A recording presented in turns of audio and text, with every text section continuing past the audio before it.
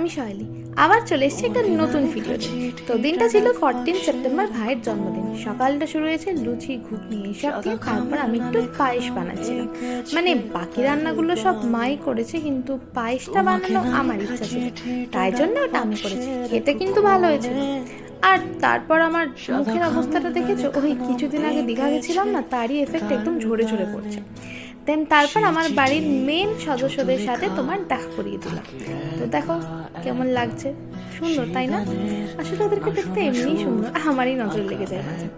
তো তারপর আমার একটা নায়িকা থেকে পার্সেল চলে এলো, অ্যান্ড সেটাকে আমাকে তখনই খুলে দেখতে হবে, নাহলে ওই জীবনে শান্তি পাবো না আর কি। আমার মনটা ওখানেই পড়ে থাকবে যে ইস কখন খুলে আমি দেখবো, এরকম একটা। কার আমার কখন এরকম হয় বলো তো?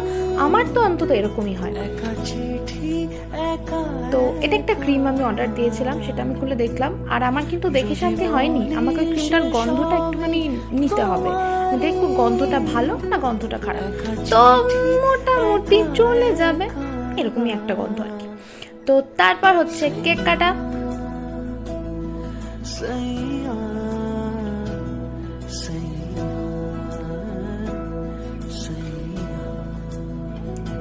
আর তারপর আমি ভাইকে একটুখানি কেকটা খাইয়ে দিচ্ছিলাম। আর এখানেও কি করেছে জানো?